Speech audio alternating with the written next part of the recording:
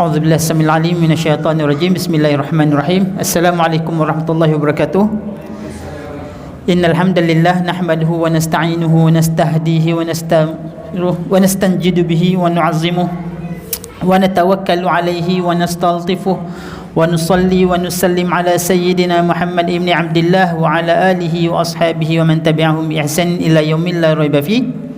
Amma ba'da fa ya ibadallah ittaqullah usi nafsi wa iyyakum bittaqwallah faqad fazal muttaqun. Tamunya kita ucapkan syukur kepada Allah Azza wa Jalla kerana masih lagi memberikan kesempatan masa, kelapangan waktu, keringanan, kesihatan kepada kita untuk kita bersama pada malam ni, untuk kita berkongsi sedikit berkaitan dengan apa yang berlaku di Palestin sekarang ini, yang bermula sejak 7 Oktober lalu sehinggalah ke hari ini. Hari ini sudah pun 28, jadi maksudnya sudah 21 hari lebih kurang lah. Kita panggil Israeli aggression ataupun kita kata serangan ke atas Gaza oleh negara haram Yahudi Israel, ataupun negara haram Zionis Israel. Baik, seperti mana yang kita tahu, dalam episod-episod serangan ni kan, dalam episod-episod serangan ni, kalau jika berlaku peperangan ataupun serangan ke atas Gaza, dia akan dinamakan dengan beberapa nama yang dirujuk kepada penentangan ataupun serangan tersebut. Kalau sebelum ni dipanggil sebagai Saiful Aqsa kan, pedang Al-Aqsa kan, pada tahun 2021. Sebelumnya Asfin Ma'kul kan. Dan kemudian kali ini dinamakan sebagai Tufan Al-Aqsa. Tufan ni maksudnya taifun lah. Walaupun masa awal serangan Oktober 2023 baru-baru ni yang lalu kan, bila disebut sebab media melaporkan, especially media Arab, melaporkan nama bagi serangan tersebut ataupun operasi bagi penentangan Hamas ke atas negara haram Israel kali ini dinamakan sebagai Tufan Al-Aqsa kan. Maksudnya Taufan, kita terjemahkan ke dalam bahasa Melayu Taufan Al-Aqsa lah, ataupun dia define, dia translate di dalam bahasa Inggeris sebagai, bukan, kalau Taufan ni dalam bahasa Inggerisnya sesuai apa? Storm kan, storm ataupun typhoon kan. Tufan lah. Tufan ni bahasa Melayu ni Taufan lah kan. Dia asal daripada perkataan bahasa Arab kan. So bila di Inggeris kan dia jadi Al-Aqsa flood kan. Banjir, kalau kita terjemah secara harfiahnya, secara literally-nya dipanggil sebagai banjir Al-Aqsa lah. Jadi macam tak common sense lah pula kan. Tapi actually apa pun, operasi Hamas, penentangan Hamas kali ini dinamakan sebagai Taufan Al-Aqsa, operasi Taufan Al-Aqsa, seperti mana yang kita lihat pada papan skrin kan. Okey, next. Okey, baik. Apakah tujuan ataupun di mana kita dengan apa yang berlaku di Palestin sekarang ni? Apakah objektif ataupun kenapakah kita perlu mengambil tahu ataupun mengambil berat, mengambil cakna dengan apa yang berlaku di Palestin sekarang ni? Apa masalahnya? Kalau aku tak ambil kisah pun tak ada masalah bagi aku kan. Yang terjejas ialah rakyat Palestin. Yang terjejas ialah siapa? Umat Islam di Gaza kan.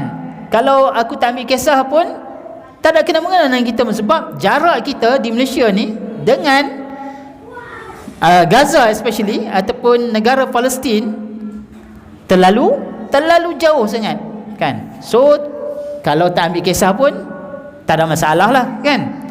Tetapi kerana apa kita rasa tersentuh, tergerak hati, Allah Ta'ala gerakkan hati kita untuk mengambil cakna, mengambil tahu tentang apa yang berlaku di Palestin hari ini. Sebab apa? Tidak lain dan tidak bukan ialah kita nampak di paparan skrin tu, sebab adanya nama pun Taufan Al-Aqsa. So ia terkait dengan apa yang berlaku di Masjidil Aqsa kan, di Masjidil Aqsa. So kita lihat, okey, baik, ayat Al-Quran yang mana Allah Azza wa Jalla menceritakan tentang taufan yang Allah Ta'ala timpakan kepada umat yang terdahulu sebagai salah satu bentuk kita kata Allah Ta'ala mengalahkan musuh-musuh Allah Azza wa Jal, kan? Dan Allah Ta'ala paparkan, Allah Ta'ala ceritakan di dalam Al-Quranul Karim. Dan inilah yang menjadi kepada titik tolak kenapa operasi Hamas, orang semakin nak tahu kenapa Hamas, kan? Dan kenapa Gaza, kan? Kenapa tidak Tebing Barat, kenapa tidak Al-Quds sendiri, kan? Nanti kita akan telusuri satu persatu insya-Allah dalam skrin ni. Tak silap dalam skrin ni ada 90 slide. Mungkin kita punya permit sampai 10.30. Dah lapar nasi, ya. Okey baik. Oh, sorry, sebelum tu saya terlupa untuk memperkenalkan diri saya dan juga memberikan welcoming kepada ahli qaryah, kan. Pertamanya kita ucapkan syukur pada Allah Azza wa Jal, dan saya mengucapkan jutaan terima kasih. Moga-moga Allah Ta'ala barakallahu fikum, Allah Ta'ala memberikan keberkatan kepada kita semua, terutamanya kepada ahli jawatankuasa surah An-Nur Villa Mutiara, ya, surah An-Nur Villa Mutiara, Bandar Tasik Kusuma. Actually saya pun tak tahu sebenarnya apa, saya mai daripada Jalan Besar tu, rupanya ada taman perumahan. Dia ingat area Kelang pula ni. Kan? Okey, baik. Dan saya adalah Nur Syazli Ramli, mewakili Humanitarian Care Malaysia MyCare, salah satu di antara NGO yang bergiat cergas di dalam bantuan kemanusiaan. Especially kami bermula dengan background tentang MyCare ni, dia bermula dengan pada tahun 2010 bulan Februari, bermula dengan NGO yang bernama Aqsa Sharif. Aqsa Sharif ini adalah sebuah NGO yang berdaftar dengan SSM, Suruhanjaya Syarikat Malaysia, tetapi atas profil sebagai pertubuhan kemanusiaan, bantuan sukarela dan juga kemanusiaan, yang mana misi kami ataupun operasi kami yang pertama pada tahun 2010 selepas ditubuhkan adalah misi Mavi Marmara. Siapa pernah ingat misi Mavi Marmara? Pada 31 Mei 2010, tentera laut Zionis Israel telah pun merampas satu konvoi kapal yang dipanggil sebagai misi Mavi Marmara. Dia kapal ni adalah untuk menunjukkan kepada dunia yang berlayar dari Istanbul menuju ke Gaza, dan mereka ini lebih kurang berada di perairan antarabangsa menuju ke Gaza, telah pun raid ataupun telah pun dikepung dan juga dirampas oleh tentera laut rejim Zionis Israel, yang telah pun menyebabkan 10 orang syahid. 10 orang syahid, semuanya adalah rakyat Turki. Sebab kapal ni inisiatifnya adalah oleh sebuah NGO Turki di IHH, dari Istanbul ke Gaza. Okey, baik.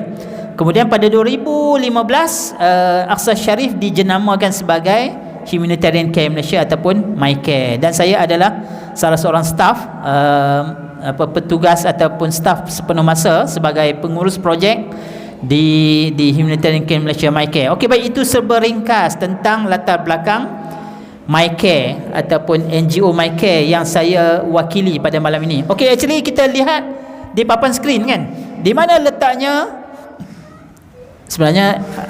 Kalau slide ni biasanya saya akan present ke sekolah-sekolah lah, ke sekolah ataupun ke tadika baru ni, kan, buat dengan adik-adik, kan, just nak tanya lah, kan. Okey, adik-adik yang dapat belon MyCare tu, di mana letaknya Palestin?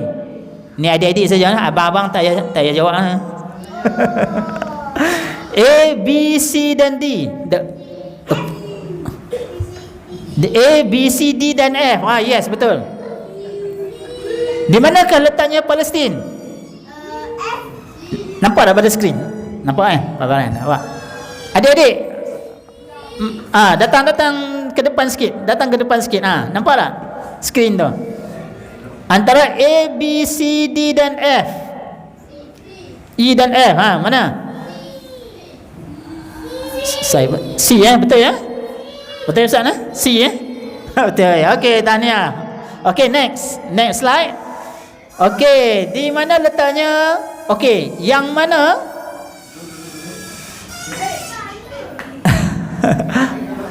Okey, negara Palestin. Negara Palestin kalau kita tengok pada peta ni, warna apa? Biru. Betul lah? Betul. Okey, next. Adik. Sorry. Adik baju hitam. Belakang sikit ni. sorry. Tak nampak di skrin. Okey, baik. Ini adalah peta demografi negara Palestin pada hari ini, yang mana sebahagian besar daripada tanah asal Palestin adalah yang kini didirikan negara haram Zionis Israel bermula pada tahun 1946 sehinggalah 1948. Negara haram Israel terbentuk secara resminya. Kita boleh tengok kat dinding tu pun ada, kat dinding tu pun ada. Tengok yang warna hijau tu, itu yang warna hijau tu asalnya ialah tanah umat Islam ataupun orang Arab Palestin. Tetapi sedikit demi sedikit yang hijau tu semakin berkurangan, maka yang putih itu yang kita tengok pada dinding itu, itulah negara haram Zionis Israel yang didirikan di atas tanah yang dirampas dahulunya, yang berwarna hijau asal tu. Okey, next. Okey, baik. Apa yang ikon ataupun kita kata landmark yang ada di negara Palestin? Masjidil Aqsa. Masya-Allah. Okey, tahniah adik. Masjidil Aqsa. Kita faham bahawa kiblat pertama umat Islam adalah di mana? Di Masjidil Aqsa. Masjidil Aqsa ni di mana? Di Palestin, kan? Sebelum, dan disebutkan dalam Sahih Muslim, kalau dalam syarah Sahih Muslim tu dalam bab yang ke-6 dalam Kitabul Masjid, hadis riwayat Imam Muslim disebutkan perubahan kiblat yang pada asalnya. Okey, ini soalan untuk bukan adik-adik, ayah-ayah pun boleh jawab juga. Bilakah disyariatkan syariat solat 5 waktu? Sebelum hijrah ke selepas hijrah? Ini bulan Rabiul Akhir kan, nak masuk Rejab lambat lagi, kita tanya Zazab lah. Bilakah berlakunya peristiwa Isra' Mi'raj? Sebelum hijrah ke selepas hijrah? Ini soalan cepu cemas. Sebelum hijrah ke selepas hijrah? Ini bukan untuk adik-adik saja, ayah-ayah pun boleh jawab, atuk-atuk pun boleh jawab. Yang pakai maflar ni apa? Sebelum hijrah ke selepas hijrah disyariatkan solat 5 waktu? Okey, ada nak pakai talian hayat? Dan peristiwa pensyariatan sebenarnya yang kita baca dalam surah Al-Isra' kan, peristiwa Isra' dan Mi'raj. Peristiwa Isra' dan Mi'raj ini berlaku pada tahun yang ke-10 kenabian, sebelum hijrah lah, sebelum hijrah. Dan kemudian peristiwa perubahan kiblat pada waktu itu, apabila disyariatkan syariat solat 5 waktu, ngadap ke mana kiblatnya? Ke Masjidil Aqsa. Yes. Kemudian Allah Ta'ala ceritakan dalam surah Al-Baqarah juzuk yang kedua kan, fawalli wajhaka syatral masjidil haram wa haitsuma kuntum fawallu wujuhakum syatrah. Di situ Allah Ta'ala telah ubah. Dan bilakah berlaku perubahan kiblat ini? Berlaku, disebutkan dalam hadis riwayat Imam Muslim, 18 bulan selepas Nabi tiba di Madinah. Maksudnya pada tahun yang kedua Hijriah lah. Lepas pada itu Allah Ta'ala perintahkan, turunkan wahyu daripada menghadap ke Masjidil Aqsa solat 5 waktu, kemudian menghadap ke mana? Menghadap ke Kaabah. Kaabah di mana adik? Di Mekah, ya. Di mana? Di Masjidil Haram. Di Masjidil Haram. That's why isu Palestin ini very iconic di hati manusia, especially di hati umat Islam. Sebab apa?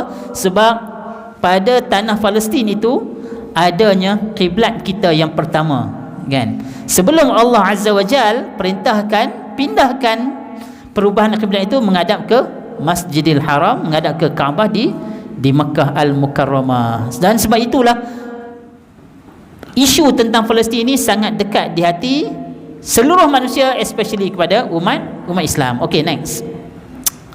Okey, daripada keseluruhan tanah Palestin yang dipaparkan pada skrin dan juga pada stiker yang ada kat kat dinding surau ni. Actually yang kita nak fokuskan sekarang ni, kita zoom in kan, nak fokus tentang Gaza.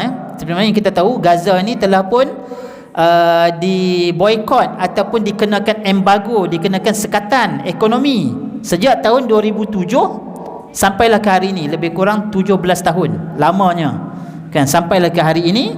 Maksudnya apa? Apa maksud embargo, sekatan ekonomi? Maksudnya orang Gaza ni bukan setakat barang-barang saja, nak masuk tak boleh, nak keluar pun tak boleh, mereka nak berhubung dengan dunia luar pun tak boleh. Maksudnya orang Gaza yang mana sakit, biasanya mereka tidak ada bekalan rawatan yang sewajarnya di dalam Gaza. Mereka nak keluar daripada Gaza untuk mendapatkan rawatan, itu pun tak boleh, disekat oleh Israel. Dikenakan embargo ataupun sekatan tersebut 17 tahun. Kita cuba imagine, tengok, kita cuba bayangkan waktu PKP kan, semua orang dilarang keluar daripada rumah, betul tak?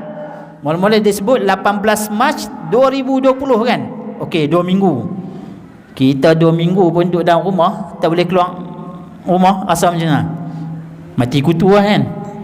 Ni orang Gaza 17 tahun tak boleh keluar daripada Gaza. Even kalau sakit sekalipun kan, nak dapatkan rawatan di luar, tidak dibenarkan, malah disekat oleh negara sekitarnya. Negara sekitarnya apa dia? Antaranya ialah Mesir, yes, melalui pintu Rafah, dan juga di sekelilingnya adalah negara haram Israel itu sendiri yang meliputi sebahagian besar daripada sempadan Gaza itu sendiri.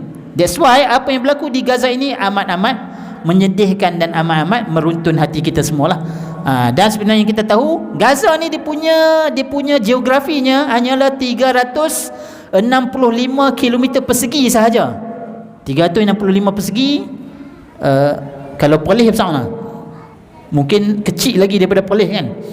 Actually kalau kita kira berdasarkan populasinya sekarang ini, berdasarkan unjuran 2022, jumlah penduduk Gaza 2.3 juta orang. Kalau kita bahagi 2.3 juta bahagi 365, maksudnya dalam 1 kilometer persegi lebih kurang 7,000 orang. 1 kilometer persegi lebih kurang 7,000 populasi. Maksudnya Gaza ini adalah antara kawasan yang terpadat di dunia kan. Maybe lebih padat daripada Hong Kong kan. Okey, baik, next. Okey, baik. Okey, Gaza terdiri daripada 5 governorate, 5 wilayah, bahagian utara, bandar Gaza, bahagian tengah, Bait Lahia dan juga Rafah yang paling rapat dengan Mesir. Okey, baik, next. Seterusnya, nanti insyaAllah saya boleh kongsikan slide ini kepada wakil Puan Aisyah Ismail. Nanti boleh share lah dengan penduduk, boleh tengok sendiri. Ini video serangan Gaza, dia boleh main tak?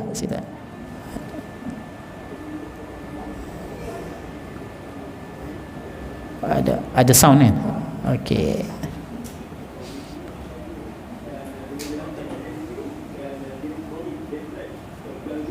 Gaza, okey.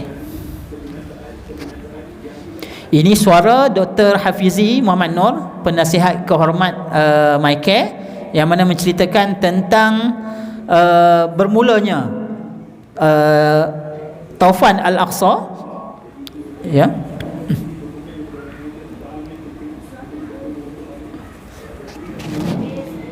Sound dia memang kecil macam tu okey, tak. Okey, baik. Kita jump ke seterusnya, slide seterusnya. Okey, baik. Alright, operasi Taufan Al-Aqsa. Dan kenapakah Hamas melancarkan operasi Taufan Al-Aqsa? Yang mana sebelum ini kita lihat bahawa siapakah Hamas? Apa maksud Hamas? Hamas ni kalau dari segi istilah maksudnya Hamasa. Hamasa ni maksudnya Hamasatus Syabab, semangat. Tetapi Hamas ini dia asal daripada perkataan bahasa Arab yang bermaksud, dia singkatan daripada, abbreviation daripada Harakah Al-Muqawamah Al-Islamiyah, Islamic Resistance group, harakah ataupun movement, Islamic Resistance Movement, Harakah Al-Muqawamah Al-Islamiyah, pergerakan penentangan Islamiyah, Hamas. Dan Hamas ini ditubuhkan oleh pada tahun 1986 oleh Syahid, siapa tahu? Very iconic dia punya individu ni. Dia seorang warga emas, berumur lebih kurang 60-an, dan kemudian beliau telah syahid pada tahun 2003 bulan Mac 2003 akibat diserang oleh serangan udara daripada udara oleh rejim Zionis Israel di dalam Gaza. Siapakah nama? Syekh Ahmad Yasin.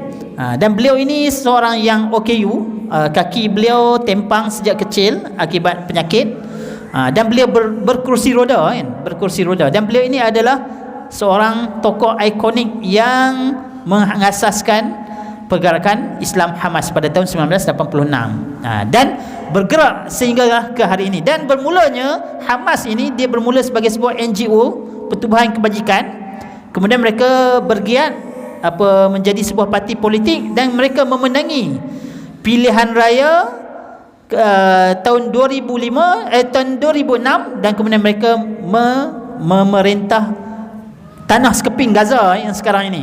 Gaza ini asalnya di bawah, sebelum tahun 2005, Gaza ini adalah sebahagian daripada tanah yang dijajah oleh rejim Zionis Israel sebelum mereka berundur daripada bumi Gaza pada tahun 2005. Kemudian Hamas masuk di dalam pilihan raya perbandaran dan juga pilihan raya peringkat federal, peringkat nasional, dan mereka berjaya memenangi pilihan raya tersebut. Maka lepas Hamas memenangi pilihan raya tersebut pada tahun 2006, tahun 2007, seluruh dunia yang diketuai oleh Israel, rejim haram Israel, dan juga sekutu-sekutunya, termasuklah negara-negara barat, especially Amerika dan juga EU, mengenakan embargo tadi, sekatan ekonomi, mengenakan maksudnya barang ataupun individu daripada luar Gaza nak masuk ke dalam Gaza tak boleh, dan orang Gaza nak keluar berdagang, mendapatkan rawatan, mendapatkan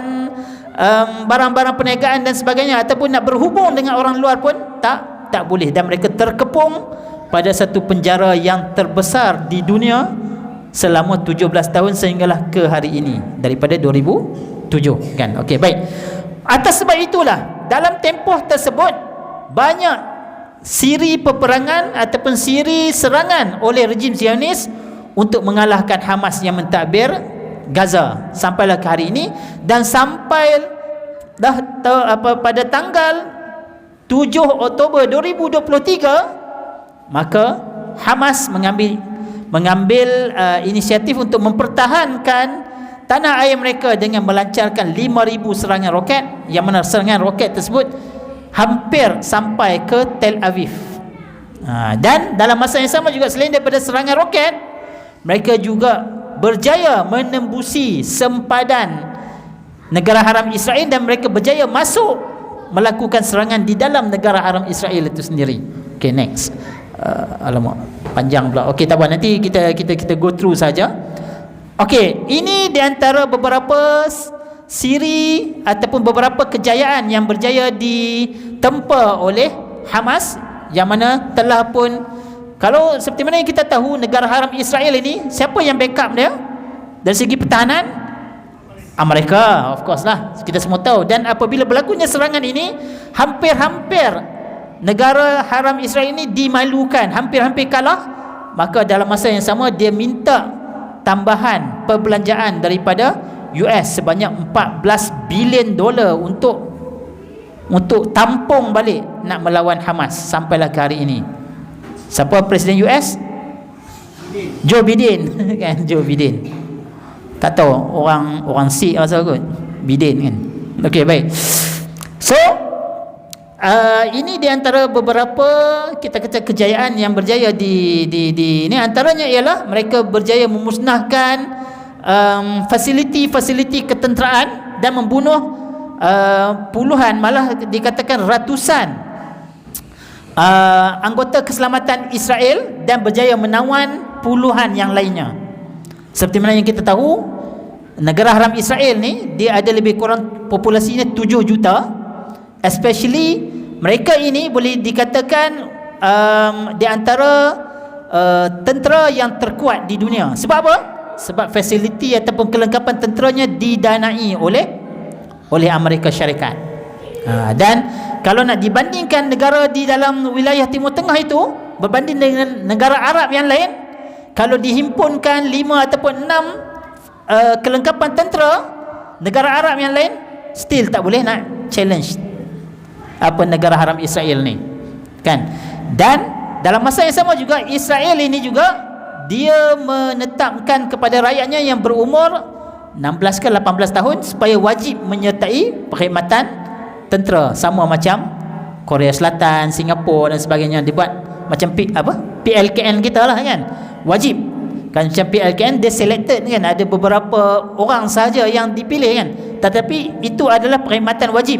Bermakna hampir keseluruhan rakyat Israel ini menerima ataupun mempunyai latar belakang latihan ketenteraan, dan mereka dibekalkan dengan senjata walaupun mereka tidak berkhidmat sepenuh masa di dalam tentera ataupun pasukan keselamatan Israel, tapi mereka dibenarkan menyimpan senjata. Maksudnya apa? Mereka ini, rakyat Israel ini adalah bukan civilian, tetapi mereka adalah hampir keseluruhannya adalah combatant, mampu untuk berperang, dikerahkan untuk berperang di barisan hadapan. So tidak maksudnya tidak menjadi satu yang adalah menjadi satu yang aib apabila Hamas yang hanya jumlah mereka dianggarkan 10,000 sahaja dengan kelengkapan yang very basic berjaya mengalahkan salah satu di antara kuasa tentera terkuat di Timur Tengah. Okey, baik, next. Okey, ni video. Ni apa dah ni? Paragliding, kan?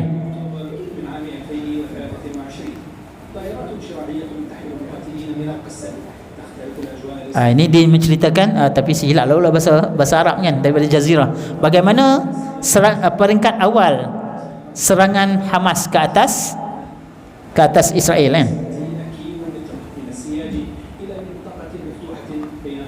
Okey, dia menceritakan bagaimana mereka Hamas ini dia ada angkatan, dia panggil dia naik paraglider tu, seolah macam inilah dia masuk ke dalam melintasi sempadan Israel dan mereka mendarat, dan kemudian mereka lancarkan at the same time dia lancarkan ground attack dalam masa yang sama.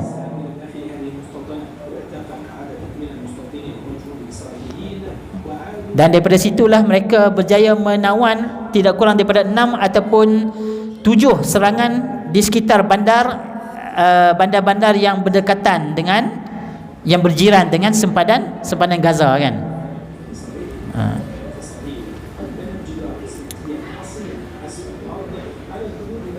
Okey, kita jam lah. Tak apa, insya-Allah slide ni saya boleh kongsikan, insya-Allah tuan-tuan boleh baca sendirilah. Okey, ini di antara operasi ini, yang mana operasi ini dilancarkan atas beberapa objektif, antaranya ialah untuk menawan untuk melancarkan serangan di atas kebiadaban rejim Israel, kita kata melakukan pelecehan ataupun melakukan penghinaan ke atas mereka yang berada di Masjidil Aqsa.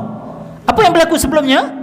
Orang Islam yang nak masuk untuk bersolat di Masjidil Aqsa dihalang, dan siapa-siapa yang dibenarkan untuk masuk hanya selected person sahaja, mungkin orang tua, kan, orang tua yang senior citizen untuk masuk, dan masuk pun dalam tempoh yang amat terhad, amat singkat. Dan dalam masa yang sama mereka benarkan pula pendatang haram Yahudi ataupun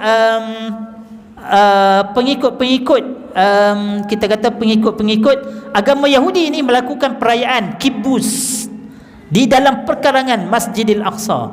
Sebenarnya kita tahu Masjidil Aqsa ni direbut oleh tiga, menjadi rebutan oleh tiga agama lah, antaranya ialah agama Yahudi, agama Kristian dan juga agama Islam itu sendiri, kan? Tetapi dalam tempoh sekarang ini Masjidil Aqsa ataupun Al-Quds itu sendiri dikuasai ataupun dijajah oleh rejim haram Israel selepas peristiwa perang 6 hari pada tahun 1967 kan.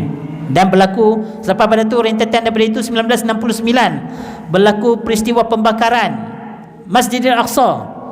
Dan selepas daripada itu tahun 1969 juga ditubuhkan apa? Ini soalan bukan ayat penyata, ayat soal. Selepas daripada peristiwa pembakaran Masjidil Aqsa pada tahun 1969, negara-negara Islam ini berpakat dan menubuhkan apa? Dia bermula dengan huruf O. OIC, OIC kan. Kan?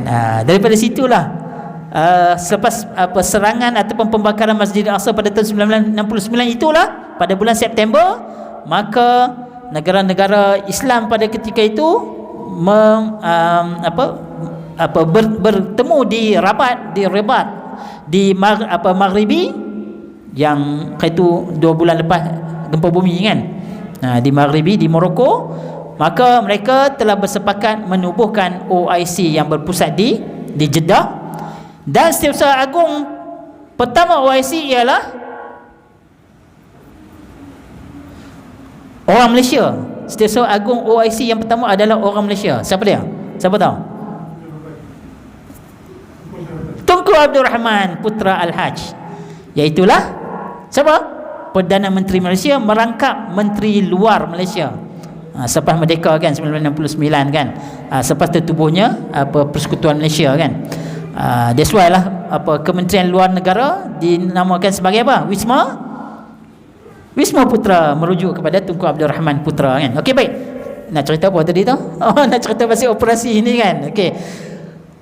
Selain daripada itu, mereka juga operasi ini juga sebagai tindak balas Hamas di atas pelecehan ataupun penghinaan rejim haram Zionis ke atas Masjidil Aqsa. Dan yang kedua, untuk membuka semula ataupun sebagai satu tindak balas kepada embargo yang dikenakan selama 17 tahun ke atas bumi Gaza. Maka oleh sebab itulah siri-siri serangan ini dilakukan oleh Hamas sebagai tindak balas, sebagai reaksi ke atas pelecehan oleh negara haram Zionis Israel ke atas rakyat Palestin. Okey, next. Okey, kenapa Hamas lancarkan serangan? Okey, nanti boleh baca sendiri ya. Okey, next. Objektifnya saya dah cerita tadi. Okey, next. Sampai pergi apa? Okey. Israel koyak kan. Lah Israel cok Okey, ini di antara beberapa gambar yang merujuk kepada apa yang saya sebutkan tadi, objektif operasi Taufan Al-Aqsa ini. Sebab apa? Sebab orang Yahudi dibenarkan untuk masuk ke dalam perkarangan Masjidil Aqsa merayakan hari kebesaran Yahudi, Kibbutz, dan dalam masa yang sama orang Islam tidak dibenarkan, dihalang daripada masuk ke dalam, bukan nak masuk ke dalam masjid, nak masuk ke perkarangan masjid pun tak dibenarkan kan. Okey, baik, next. Okey, selain daripada itu juga serangan Hamas ini juga berlaku disebabkan ada beberapa peristiwa juga yang berlaku di tebing barat. Antaranya peristiwa di Jenin misalnya, serbuan tentera rejim haram Zionis Israel ni ke atas kem pelarian Palestin di Jenin di tebing barat, dan yang menyebabkan puluhan rakyat Palestin yang syahid.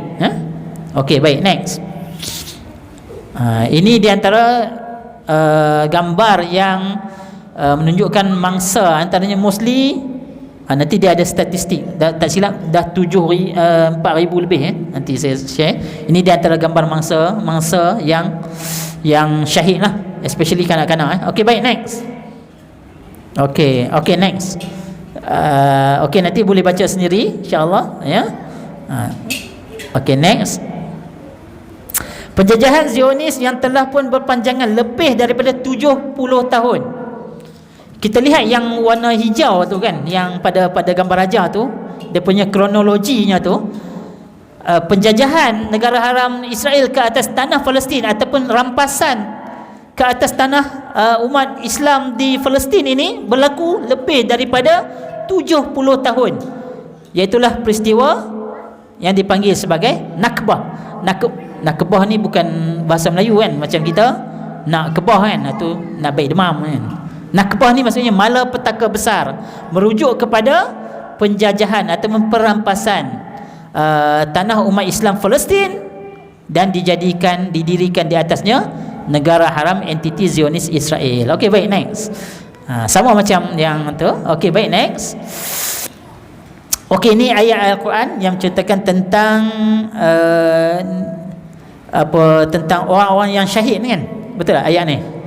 Orang yang syahid ni tidak akan kita jangka wala tahsabannal ladzina qutilu fi sabilillahi amwatan bal ahyaun inda rabbihim yurzaqun kan. Betul ayat tu. Okey, baik. Jadi maksudnya orang yang syahid ni jangan kita lihat dalam surah Al-Baqarah pun Allah Taala sebut alladzina idza tadi saya baca tadi ayat yang lain dalam ayat surah Al-Baqarah juzuk yang kedua pun muka belah kiri atas itu pun Allah Taala cerita sesungguhnya orang yang jangan kita menyangka ayat yang saya bacakan tadi merujuk kepada kalau orang yang syahid ni janganlah kita menyangka orang yang syahid ini mereka ini mati sedangkan mereka ini hidup dan Allah Ta'ala masih lagi memberikan rezeki kepada mereka. Maksudnya mereka ini hidup di sisi Allah Azza wa Jalla. Kita nampak macam mereka mati kan, Allah Ta'ala tarik roh mereka, tetapi sebenarnya di sisi Allah Azza wa Jalla di alam kubur, di alam kubur, maka mereka ini hidup sama macam kita yang masih lagi bernafas di atas muka bumi ini kan. Okey, baik, next. Okey, panjang statement tu. Okey, next. Okey, ini salah satu peristiwa Taufan Al-Aqsa ni berlaku ataupun bermula pada 7 Oktober 2023, mengulangi peristiwa serangan secara tuntas oleh tentera Mesir mendapatkan semula bumi Sinai yang mereka kalah pada tahun 1967 kan. Pada bulan Oktober juga 1973 kan. So ada dua victory lah di sini, ada dua victory. Satu, operasi Hamas ke atas negara haram Israel, dan yang kedua mengulangi sejarah pada tahun 1973 juga pada bulan Oktober, pada bulan Oktober 73 dengan 2023 kan, lebih kurang dalam 50 tahun 50 tahun kan, mengulangi kejayaan tersebut.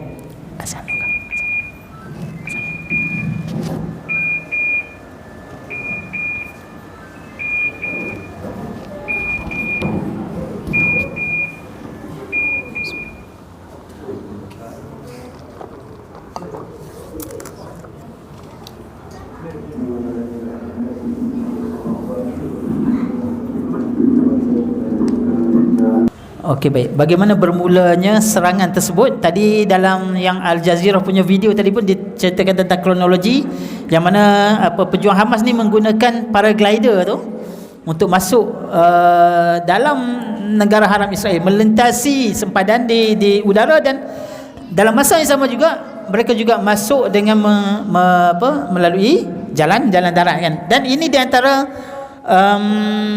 very iconic ni jugalah foto kan, yang mana pada hari yang sama 7 hari bulan Oktober itu pejuang Hamas berjaya menakluki ataupun berjaya merampas kereta kebal, ni nama dia Merkava ni kereta kebal buatan Israel Merkava ke Merkava ya. Okey, baik, next kita go through biasa ajalah ya. Okey, ini bagaimana mereka menggunakan jentolak yang mana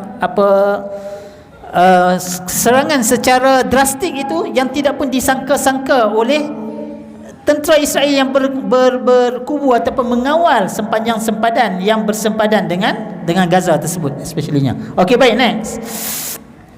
Dan ini dikaburkan dia punya ni, mereka berjaya menawan beberapa orang, dan kalau dalam gambar dalam foto ni, ini tentera yang ditawan daripada kereta kebal yang ditawan tadi. Biasa dalam kereta kebal ni dia ada 3 ataupun 4 kru kan. Dia ketua, dan kemudian yang ada 2 orang yang penembak, dan ada seorang lagi yang standby lah. Biasanya sama ada 3 ataupun 4 lah based on mereka bentuk kereta kebal tersebut, dan mereka berjaya menawan tentera daripada kereta kebal yang kita lihat tadi lah. Okey, baik. Okey, dan ini adalah cerita tentang rentetan daripada video yang Al Jazeera tadi. Maksudnya berapa jauh mereka daripada sempadan, lebih kurang dalam puluhan kilometer juga daripada sempadan Gaza, masuk ke dalam negara haram rejim Israel itu kan. Okey, baik. Okey, baik, next. Okey, ini cerita tentang tadi. Dan Operation Sword of Iron. Seperti mana yang kita tahu, sebelum pada ni kita biasa mendengar di Iron Dome, betul tak? Iron Dome apa? Kubah besi kan. Apa maksud Iron Dome ni? Iron Dome ni dia satu sistem penangkis peluru berpandu ataupun roket. Maksudnya dia ada macam sistem sensor yang digerakkan ataupun yang beroperasi di negara haram Israel ini dengan dana daripada siapa? US lah, of course lah kan. Bilion, dia tak silap berapa puluhan bilion juga untuk Iron Dome ni. Maksudnya jika ada mana-mana roket kan, ataupun serangan roket ataupun misal dan sebagainya, maka Iron Dome ni dia akan activate dan kemudian dia akan terus pintas kan. Macam dulu kita ingat tahun 1990 1991 kan, antara Patriot dengan Scud kan, Scud Iraq dengan Patriot Amerika kan. Macam itulah dia punya operasinya, dipanggil sebagai Iron Dome. Sebagai tindak balas kepada Tufan Al-Aqsa ni, negara haram Israel baru tersentak dan bangkit dengan mereka melancarkan serangan balas yang dipanggil sebagai Sword of Iron. Okey, baik, next.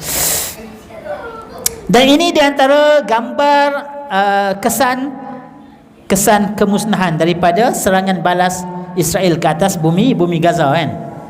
Okey, baik, next. Ini video sebenarnya tapi tak apa ni ya. Skip je. Okey, alright. Okey, ni kalau boleh gerakkan, ni macam dramatik sikit dia punya video. Bagaimana mereka lancarkan serangan udara ke Gaza kan.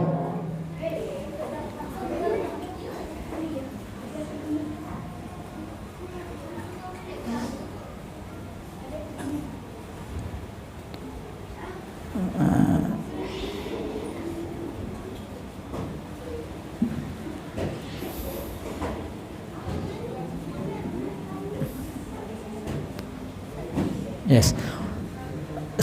Kita pun tahulah kan, walaupun kita bumi Gaza ni di tempat dia sempit kan, so bangunan dia banyak naik ke atas lah kan.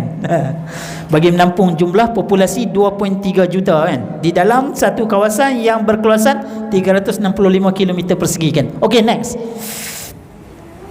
Okey, next. Bolang next. Okey.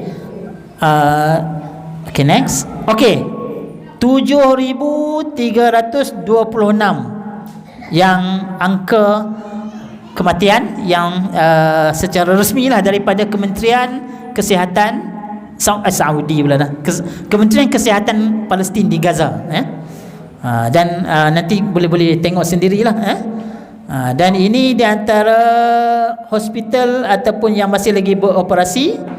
Gambar latest ni hari ni ke kemarin ni yang mana mereka menghimpunkan mayat-mayat baby lah, kanak-kanak, hospital kanak-kanak di Gaza. Okey, next. Video.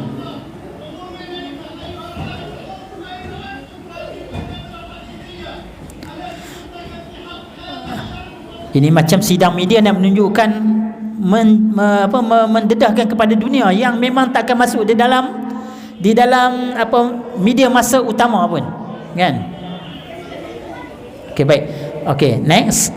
Ini Hospital Al-Ahli yang mana yang kita tahu yang musnah, yang mengorbankan 500 nyawa pada satu serangan sahaja.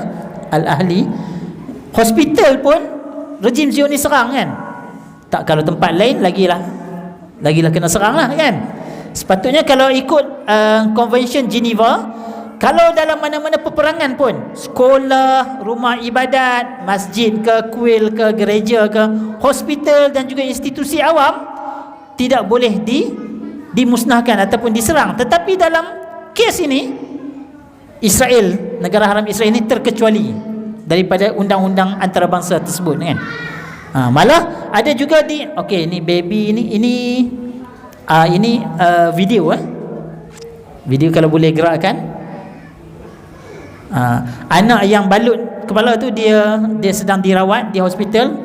Dia meraung mencari tulisan tu, dia cari ya bahasan walidaiha, dia anak budak perempuan yang memanggil ibu ayah dia, tak tahu ke mana kan. Ni kanak-kanak, masya-Allah, baby lagi kan. Ini anggaran maybe dalam 2 tahun kot, ataupun kurang daripada 2 tahun. Okey, baik. Okey, skip. Okey, baik. Okey, kita skip. Tengok, ini di antara kesan. Okey, antara kesan kemusnahan, antaranya yang runtuh, masjid, sekolah, rumah ibadat dan sebagainya kan. Okey, baik. Malah 3 hari lepas ada gereja dia gereja lah, satu-satunya gereja, bukan satu-satunya gereja yang tertua di Gaza, lebih daripada 100 tahun, dan ramai orang Kristian berlindung di dalam gereja tersebut, turut dibom oleh rejim haram Israel. Sebab kita faham bahawa di dalam Gaza ini orang Yahudi pun ada, orang Kristian pun ada, tapi majoritinya orang Islam lah kan. Tidak mengenal mangsanya. Okey, baik, next. Dan ini kesan runtuhan. Kalau kita tengok dalam video ni, ada budak dia rumah dia diletupkan, dimusnahkan, tetapi dia masih hidup beberapa hari, dan kemudian pasukan penyelamat sediakan minuman untuk dia. Maksudnya dia sambung-sambung straw tu kan, bawa masuk dalam lubang tu supaya dia boleh minum. Dia orang tuang masuk dan akhirnya berjaya diselamatkan. Mungkin boleh cari ikut video tu kalau tak dibuang daripada YouTube lah actually.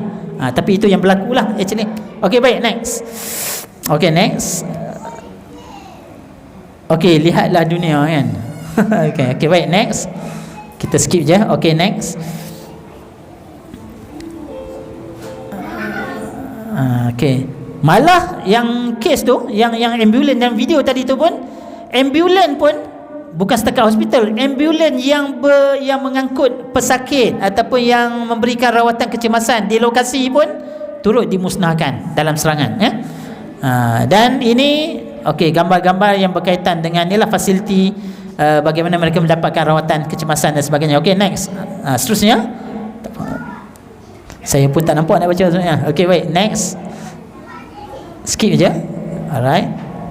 Okey, UN ni cerita tentang apa Security Council kan. Yang mana hari ni, okey, hari ni ada persidangan kita kata General Assembly khusus untuk merangka resolusi menghukum Israel. Tapi kita fahamlah, daripada 190 negara, 140 negara yang bersetuju untuk mengenakan hukuman ke atas Israel. Yang abstention, yang berkecuali ada berapa puluh tau, dan ada yang menentang kan. Menentang tu, against tu hanya dalam belas-belas saja, termasuklah Amerika lah dan juga Israel lah. Tapi 140 against yang bakinya daripada 190 anggota PBB kan. Siapa menang? 140 lah. Tapi yalah, nak buat macam mana, diveto kan oleh US lah, of course lah. Okey, baik, next. Itu yang perkembangan yang terkini hari ni lah kan. Okey, baik, next. Okey, next. Okey, ini gambar kemarin berjaya dapat gambar yang mana menunjukkan pergerakan tentera Zionis Israel berjaya masuk ke dalam Gaza, tetapi mereka berjaya menyerang beberapa kedudukan sahaja. Tapi cuma orang kata macam dia nak test power dulu. Kemudian lepas dia serang beberapa kedudukan tu, kemudian dia patah balik masuk ke dalam Israel. Dan Israel dan dunia menjangkakan mungkin akan ada serangan yang besar-besaran lagi selepas pada ni. Tapi banyak hari lah, lebih kurang dalam hampir seminggu diwawarkan Israel ni nak lancarkan ground attack kan, serangan secara konvensional, tetapi sampai sekarang ni masih belum terlaksana kan. Dah seminggu lebih dah. Okey, baik, next. Okey, ni yang kata yang yang di PBB tadi ni kan. Yang hijau tu berapa, 140 lebih kan?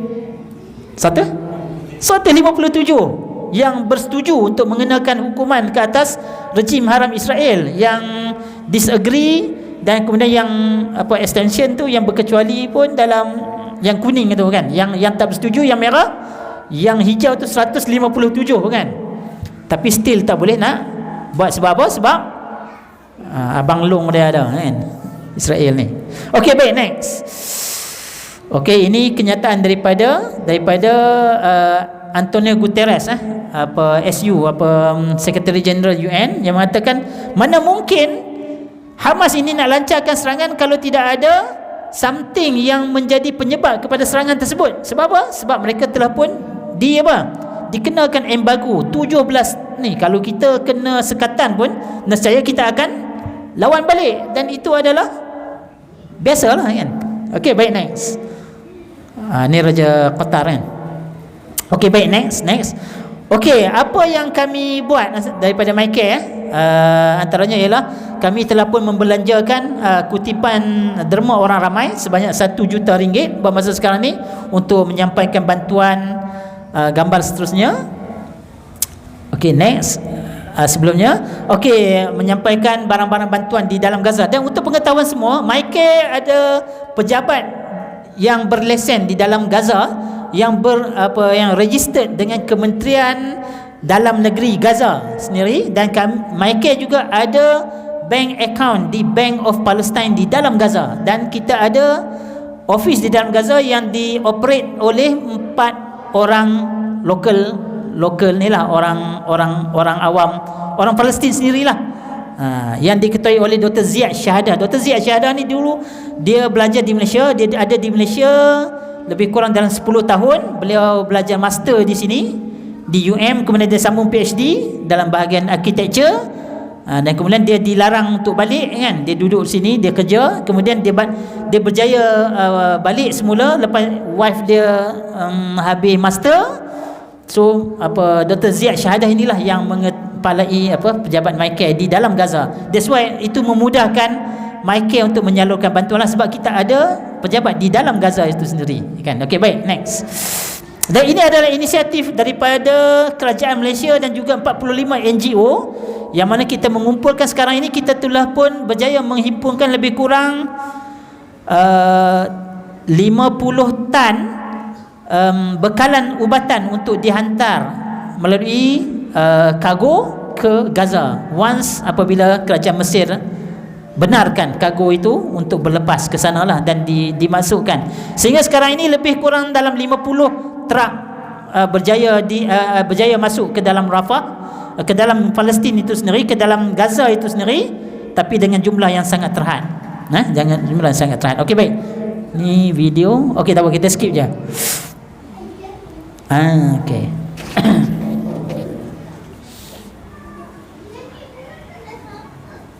Okay, kita layan video dulu sebelum kita tutup. Ini adalah senario yang berlaku di Gaza ketika inilah. Okey, dan ini adalah video berkenaan dengan bantuan fasa pertama selepas seminggu serangan berlaku, bermula pada 7 Oktober itu. Okey, baik, kita boleh skip, panjang video ni kan. Okey, baik, next. Dan ini yang saya sebutkan tadi, ini adalah bekalan ubat-ubatan yang kita beli di Malaysia dan kemudian kita sediakan, dan kemudian kita bersedia untuk diatur gerakkan oleh Wisma Putra untuk dihantar ke Mesir.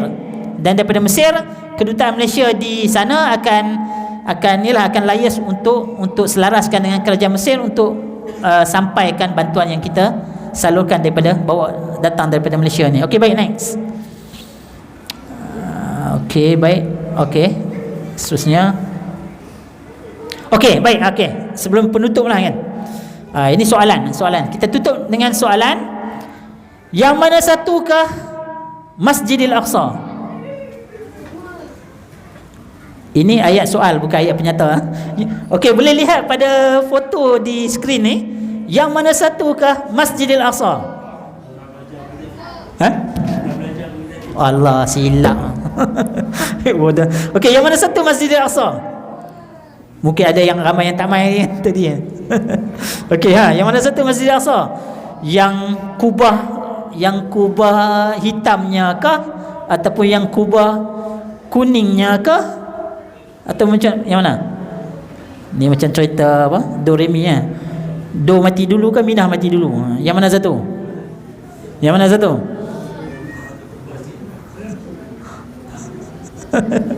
Okey.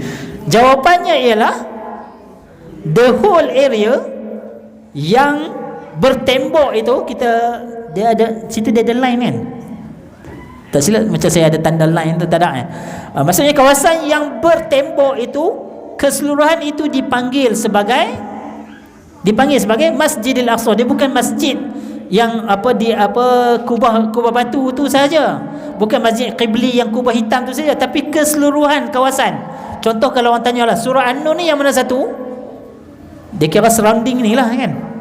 Tempat situ pun kira surah An-Nur juga kan, tempat parking kan.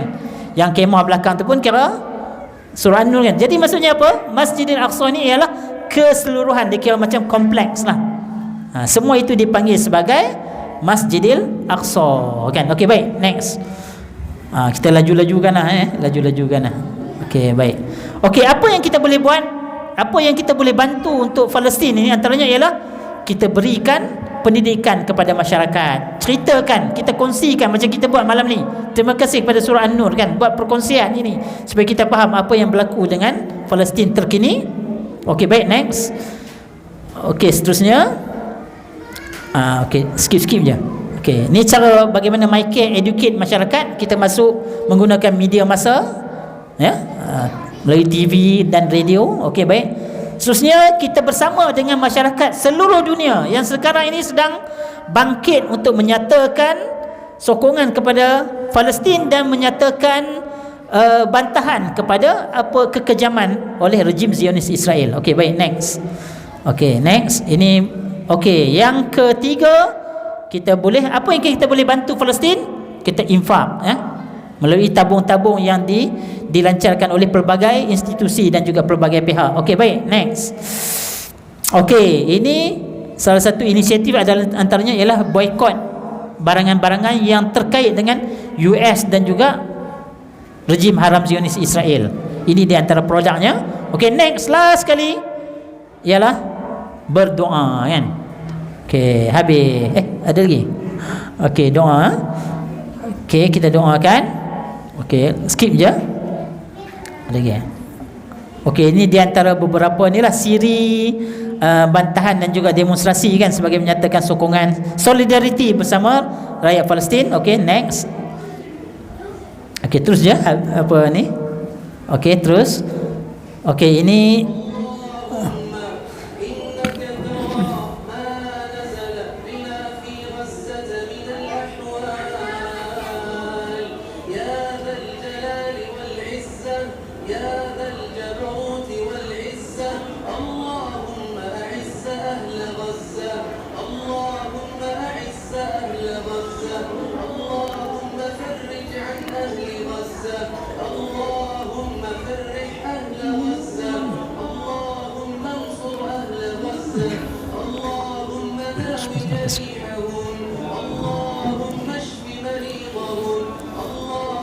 okey, panjang dia punya ni.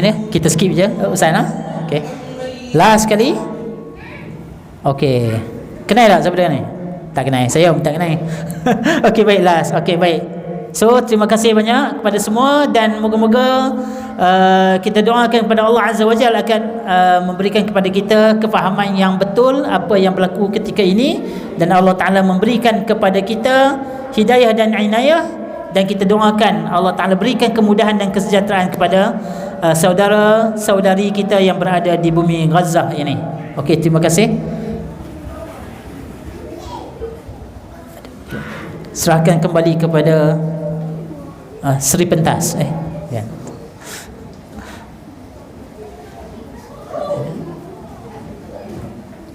Okey, baik.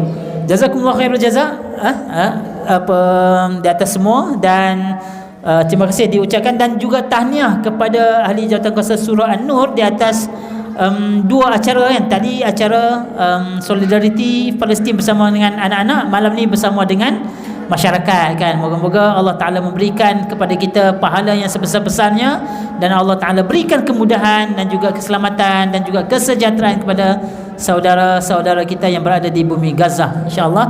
Aqulu qawli hadza wa astaghfirullahal azim li wa lakum wa lisa'iril muslimina wal muslimat innahu huwal ghafurur rahim. Kita tutup dengan baca kafaratul majlis dan surah al-asr. Subhanakallahumma bihamdik asyhadu an la ilaha illa anta astaghfiruka wa atubu ilaih. Bismillahirrahmanirrahim. Wal 'asri innal insana lafi khusr illa alladhina amanu wa 'amilus solihati wa tawassaw bil haqqi wa tawassaw bis sabr. Assalamualaikum warahmatullahi wabarakatuh. Jazakumullahu khair. Jazakallah Ustaz Syazli daripada Ramai.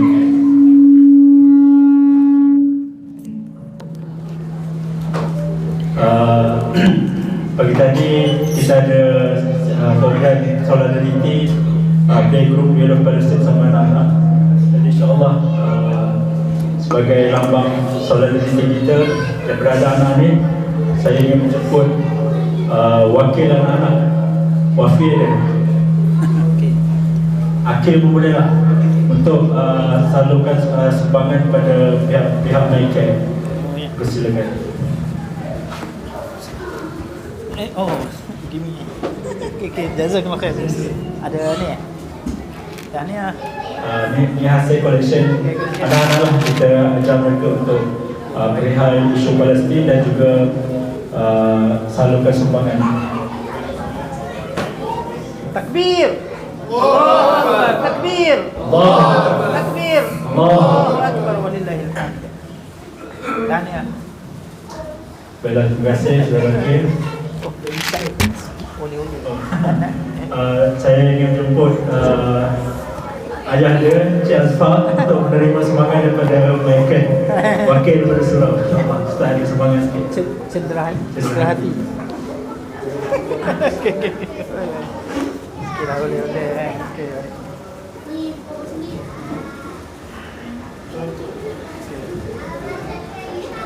Tahniah. Okey, terima kasih. Jazakumullah khair. Baiklah, insyaAllah selepas ni ada jamuan ringan. Selepas insyaAllah.